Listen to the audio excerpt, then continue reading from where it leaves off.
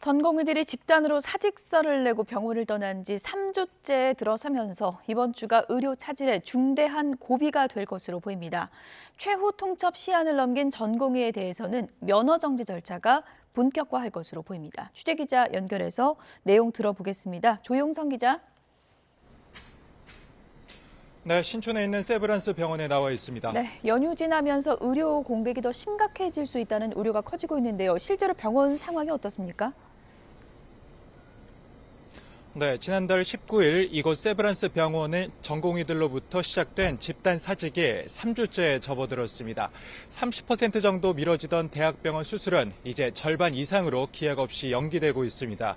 전국 수련병원에서 일하던 전공의 대부분이 돌아오지 않아 이번 주에는 진료 공백이 더 커질 것으로 보입니다. 그나마 환자를 지키던 3, 4년차 전공의 상당수가 지난달 말로 계약이 종료됐고 이달부터 들어오기로 했던 인턴 대부분이 계약 포기를 통보한 상태입니다. 이에 더해 병원에서 연구와 진료를 이어가며 업무 공백을 메워온 전임의가 자리를 지킬지 확실하지 않아서 우려를 키우고 있습니다.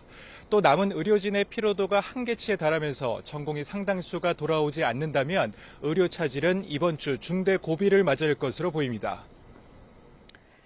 정부가 전공의들에게 제시한 복귀 시한이 지난달 29일까지였는데요. 예정대로 면허 정지 절차에 들어가는 건가요?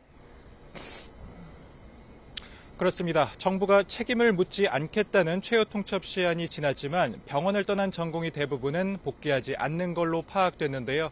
정부는 최소 석 달의 면허 정지 행정 처분을 비롯해 사법 절차 진행이 불가피하다는 입장입니다. 보건복지부는 오늘부터 병원을 직접 찾아 현장 조사로 전공의들의 복귀 여부를 직접 확인합니다. 오늘부터 미복귀한 전공의 확인을 위해 현장 점검을 실시하여 법과 원칙에 따라 예외 없이 조치할 계획입니다. 무슨 이유든 의사가 환자 곁을 집단으로 떠나는 것은 절대 용납될 수 없는 행위입니다. 업무 개시 명령에 따르지 않은 사실이 확인이 되면 소명 절차를 거친 뒤 처분 수위가 통보될 것으로 보이는데요. 이대로라면 전공의 수천 명에 대한 무더기 면허 정지 사태가 불가피해 보입니다. 정부는 특히 2020년 의사 집단 행동 때와 달리 이번엔 구제하지 않을 것이라고 강조한 상태입니다.